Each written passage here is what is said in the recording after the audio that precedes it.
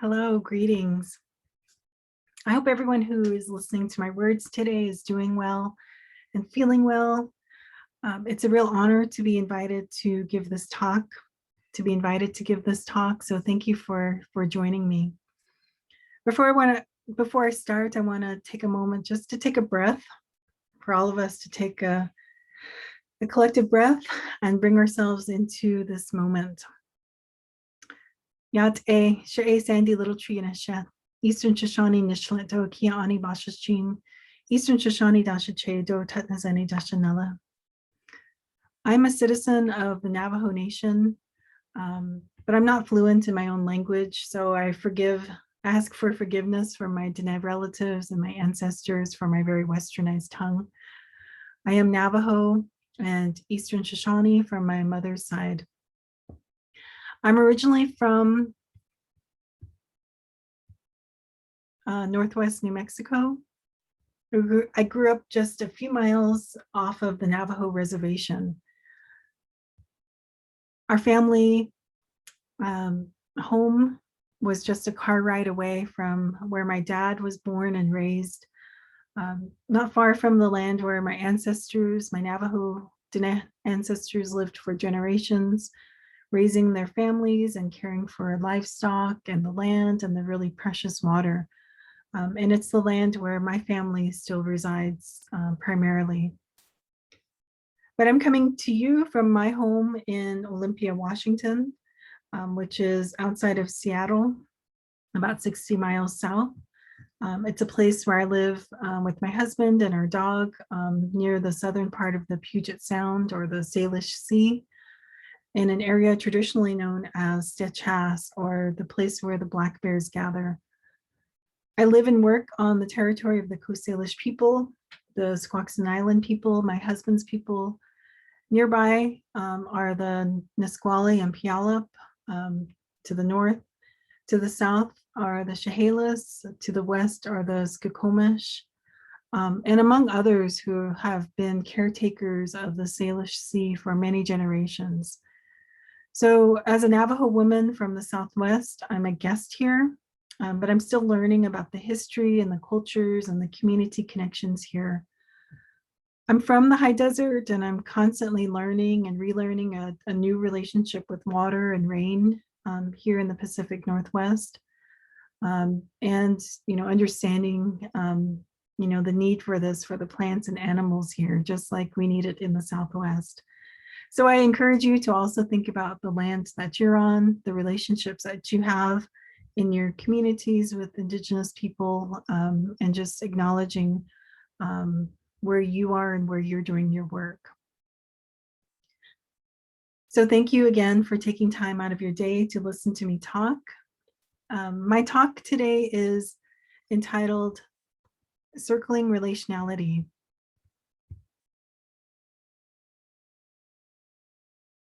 And I wanted to talk about the importance of circles. I also want to talk about relationality and relational accountability, that act of being responsible for the well-being of your relations. And also, what does it look like as we intersect it with the profession, with the LIS field? You might have seen this, a recent article that I co-wrote with my colleagues, Drs. Marisa Duarte and Dr. Miranda Belardi-Lewis. This article was titled Centering Relationality, a Conceptual Model to Advance Indigenous Knowledge Organization Practices. And we use circles to depict the important role of relationality and relational accountability in the world. This was written for a major publication in the field of knowledge organization, and we knew that our readers would be mostly non-native people, mostly people in the knowledge organization field.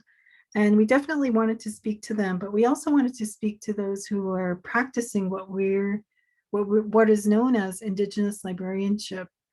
That is that practice of librarianship that honors Indigenous ways of knowing and relationality,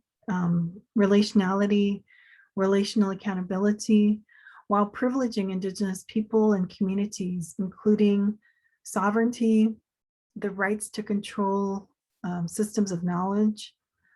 So we wanted to alert readers to that inherent colonialism in Western information institutions, in the various ways that we think about the collection, classification, manipulation, storage, movement, retrieval, dissemination, and protection of information and knowledge. And so in doing this work, I'm also building on the work that Marisa Duarte and Miranda Belardi-Lewis did in imagining creating spaces for Indigenous knowledge. But first, we also have to acknowledge that colonialism happened and that we are dealing with these systems that are built upon colonial systems. So, but we also want to contribute to the scholarship that centers Indigenous ways of knowing. So once you've acknowledged the colonialism and are thinking about making spaces for Indigenous ways of knowing, perhaps this is part of that process that you can build on as you're imagining ways to bring Indigenous people into these spaces. So I want to talk about circles as a way to do this. And I think circles are really just a natural way to do this. I was really inspired by Joanne Archibald's work. And when she talks about these, this philosophy of seeing Indigenous, this concept of holism, right? This relatedness between the intellectual, the spiritual, the emotional, the physical realms that form a whole and healthy person. And circles are really a nice way to do this. They might symbolize a beginning, the place where everything begins and life echoes out from the center. Joanne Archibald uses these concentric circles in her book, Indigenous Storywork, where she shows that both the synergetic influences of and our responsibility towards the generations of ancestors, the generations of today, and the generations yet to come, where the animal and human kingdoms, the elements of nature and land and spirit are important, an important part of these concentric circles.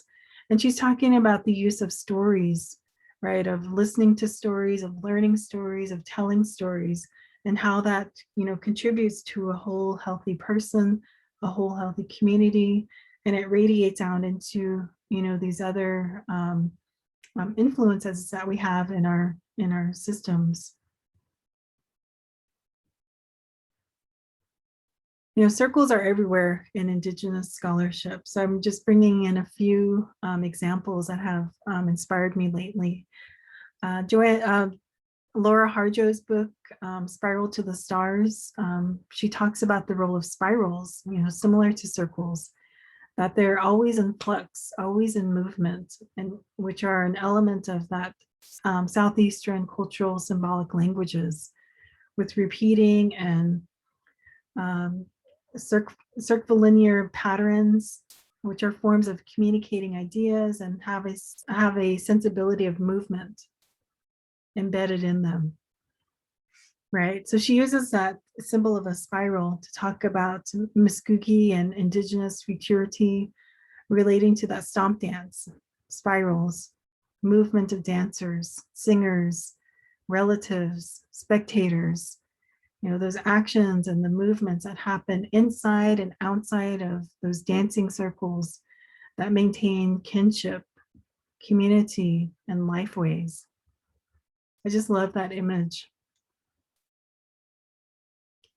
Deloria states in his book, The Structure of the Tribal Universe, that it's possible to begin with one idea and thoroughly examine it by relating to other concepts and arrive back at the starting point with the assurance that a person could properly interpret what constituted the idea and how it might manifest itself in concrete physical experiences. And so I'm finding this true in my work too. This is kind of a circular way of thinking, right? Of, starting with one idea, examining it very thoroughly, relating it to other things, and kind of coming back to that starting point. And you can interpret it in different ways, and you see it manifest in different experiences.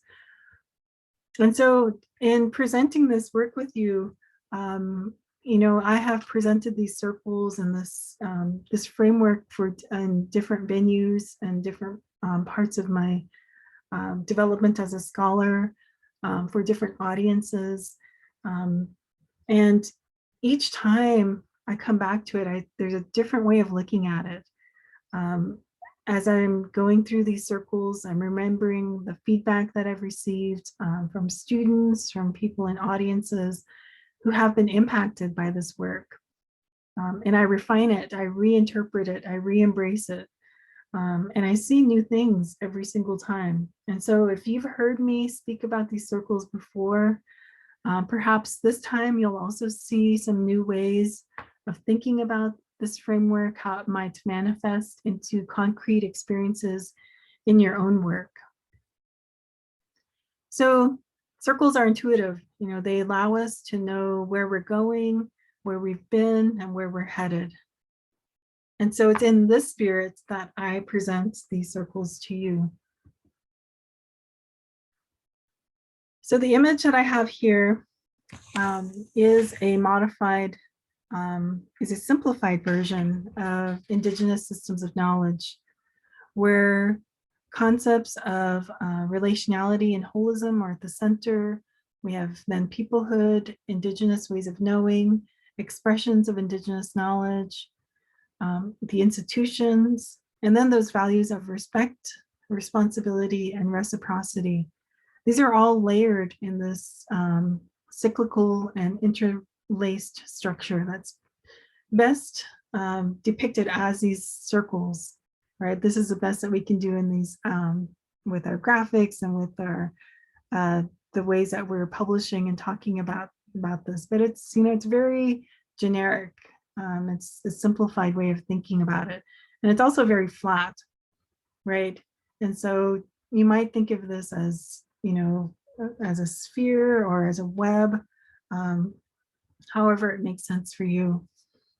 I also want to mention that I created this model in response to a non-native ally who was on my dissertation committee, and she had asked me just to be more clear about definitions and the relationships and the terms that I was using in my written work.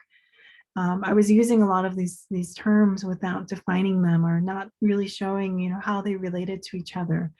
I guess because to me it was really obvious what I meant, but I realized that I needed this bridge, this boundary spanner that can help me communicate these ideas to non-native audiences and to native audiences as well.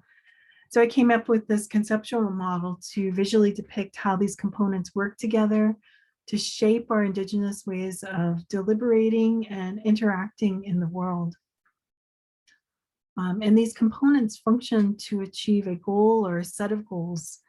And in this case, it's that right relation among beings and a good life. So I'm going to go through all of the layers, so just bear with me, especially, like I said, if you've heard me talk about this diagram before. I also always want to be clear that this is it's a generic framework. It's not meant to be tribally specific. And while you can apply specific tribal ways into the framework, it's really not meant to be, to replace a specific framework or a specific philosophy or spiritual teaching that tribes have. Circles are very prominent. I'm not trying to replace any, spiritual teaching. I'm trying to depict something that can help us to understand how institutions and libraries fit into all of this. I also want you to note that there are no solid lines here in this diagram. None of these elements work in isolation. So they're all, you might imagine them all kind of impacting each other, maybe moving around, spilling into each other. They're all impacting each other, and they're stronger. Some have stronger waves than others. So I like to imagine this as maybe a drop of water that centers on relationality. And just depending on how strong, that drop is, as it hits that center, and how permeable these layers are, including how permeable those institutions are, this will allow that energy, or that, the relationality, to be carried all the way into those institutions. And then also, if it's treated with respect in those institutions, that energy can be reciprocated and carried back into the communities where it came from, and to that source of relationality. And so I'm hoping that you're thinking about how you can use this.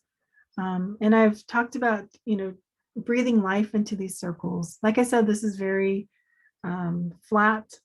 I don't want this diagram just to be stuck in this lecture on this page as just an intellectual exercise. I don't want it to be stuck in this Zoom, in this recording.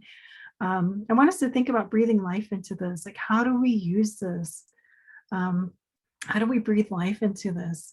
And I've thought about, our Navajo creation stories and the importance of breath, right? Of, creating the first people, that holy wind that gave us life.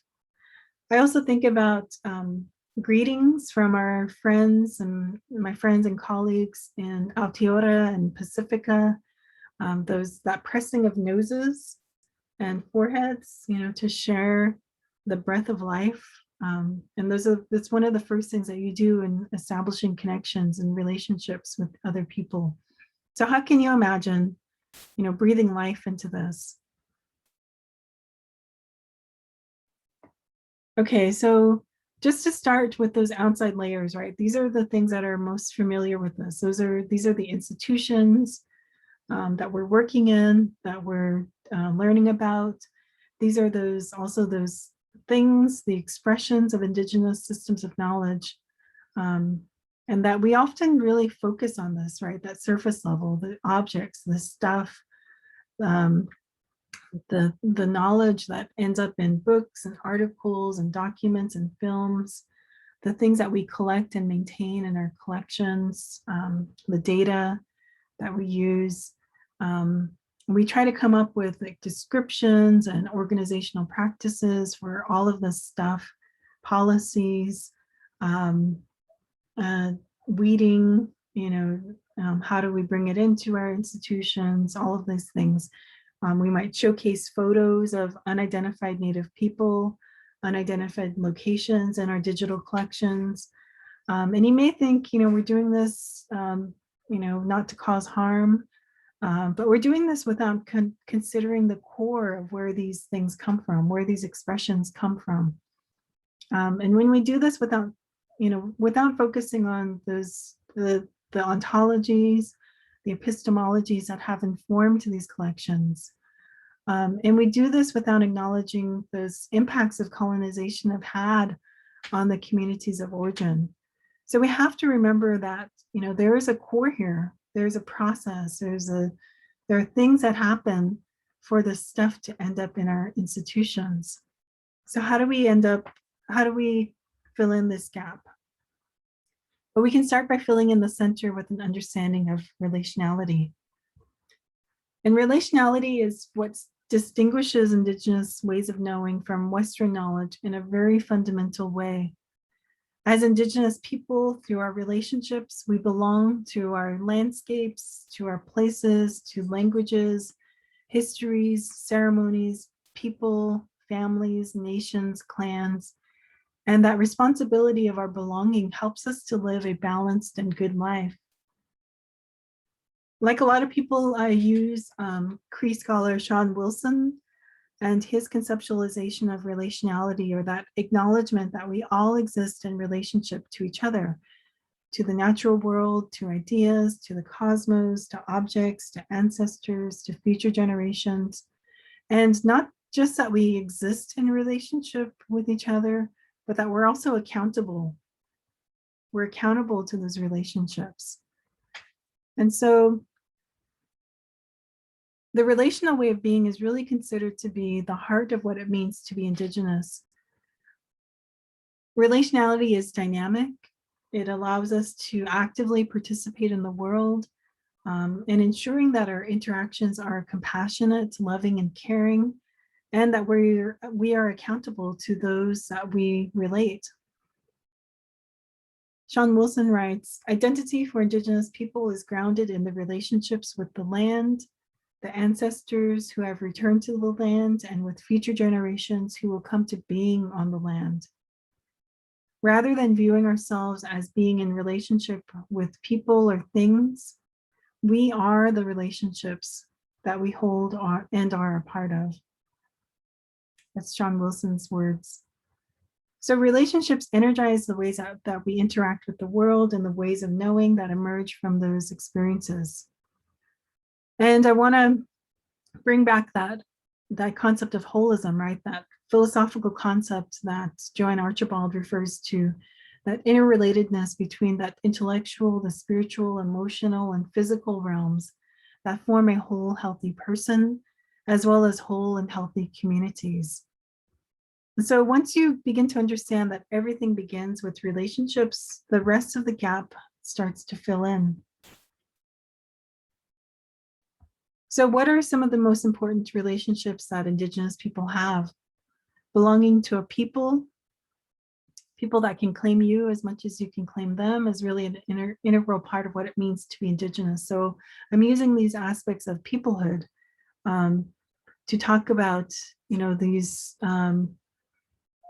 how are we connected to these ideas. Peoplehood is a concept that was created by Tom Holm, Diane Pearson, and Ben Chavez in a 2003 publication. And this matrix really situates an Indigenous person's sense of self and belonging as the outcome of our people's connection to language, sacred history, ceremonial cycle, and continuous habitation within a place or territory. Right? So a person, this Indigenous identity comes because of these relationships within the sphere of activities. And these elements make up that layer that's directly outside of the relationality circle. But I also want to acknowledge that for some and many Indigenous people, our relationships with these elements of peoplehood may be stronger or weaker because of colonization. Colonization displaced people from their traditional territories, and experiences of removal and assimilation, boarding schools, all of these things have corroded Indigenous people's relationship with their languages, with land, with ceremonial cycle. But despite the effects of colonialism, Indigenous people are, continuously interacting with these activities, even if these strongest relationships existed with our ancestors.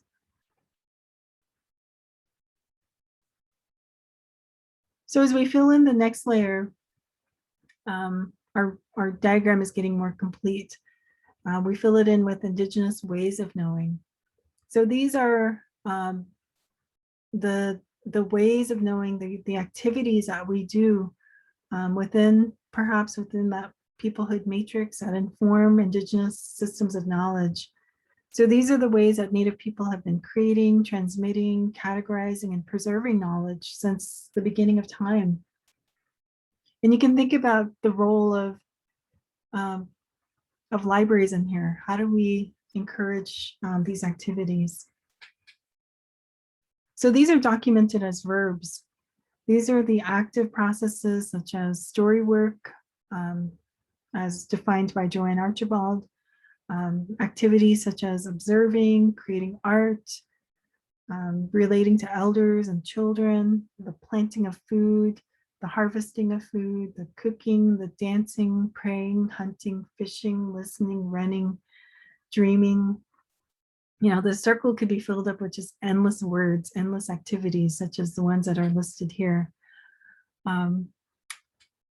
But these are the experiences that we have when we exercise our relationships with family, clan, ideas, and the elements of peoplehood, including language, land, ceremonial cycle, and history. And these actions are so important, right? It's that movement. It's, things have to happen. And it reminds me of the movement that Harjo mentioned, that spiral of futurity, the movement, the communicating of ideas, the sharing of knowledge across generations, that has to happen. Things don't just, things aren't static. There has to be an action here. So here are some of the verbs that we can talk about. So now we're at the surface level. One of the surface levels that I've already kind of talked about, those expressions of Indigenous knowledge. So now you can kind of see, where are they coming from? And they are this manifestations of our relationality. And I rely on White Earth Chippewa and Choctaw scholar Clara Sue Kidwell's description of expressions of Indigenous knowledge. Expressions of Indigenous knowledge are the discernible manifestations of knowledge. So those nouns that are created when we exercise our relationships with land, water, ceremonies, people, stories, teaching, observations. These manifestations can be tangible, taking a physical form, like maybe weaving, the weavings, pottery, buildings, weapons, calendars, gardens. They could be intangible manifestations in like songs and prayers and dances, gardening practices, customary food recipes, hunting techniques, medicinal plant knowledge. But that doesn't mean that those also get documented, right, in physical forms, such as being written down or being recorded in some way. But then those are the things that end up a lot of times in our institutions. And there we have some examples of the expressions of manifestations of knowledge.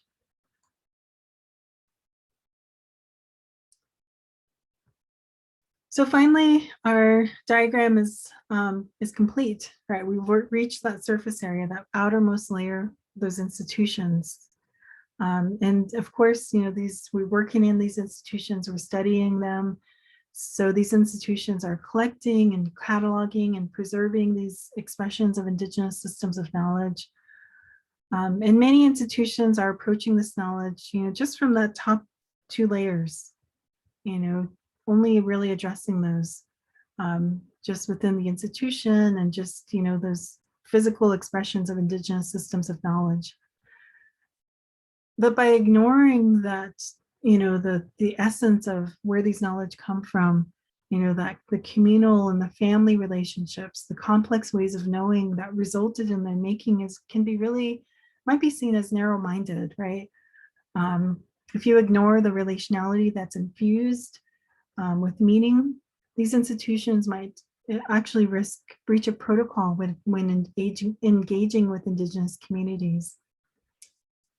But there are, institutions that employ practices that acknowledge relationality. They acknowledge that it undergirds that creation of Indigenous knowledge. So I want to acknowledge that is happening, that there are institutions that have understandings that, these lines aren't solid, that are separating these layers, that there's room to center relationality, to allow it to radiate, not just to those expressions of Indigenous knowledge, but also to radiate into our practices, into our policies, into our pedagogy, into our methods of research, into our recruitment, into our retention of staff, of students, of faculty.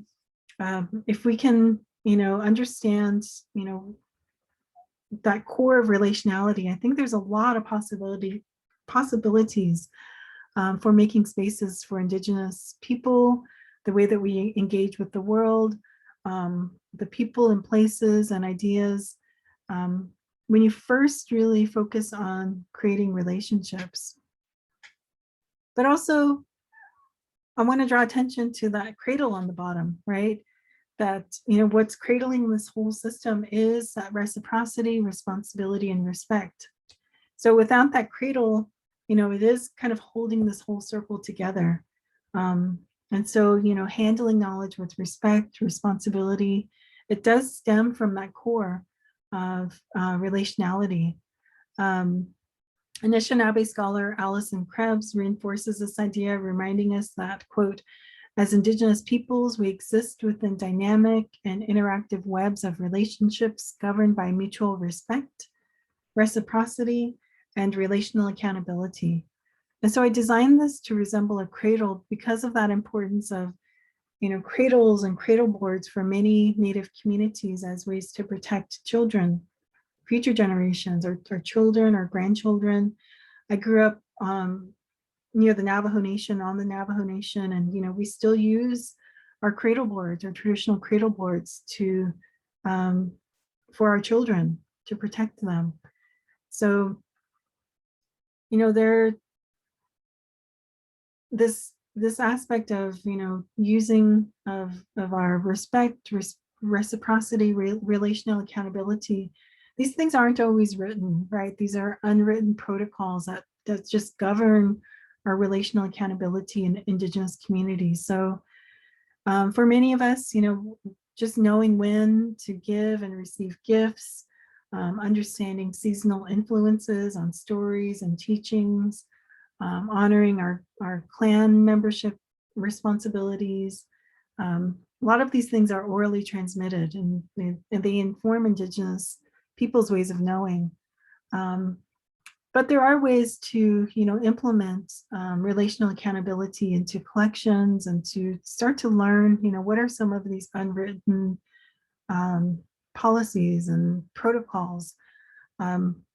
I really advocate looking at the protocols for Native American archival materials and the Aboriginal and Torres Strait Islander protocols for libraries, archives, and information.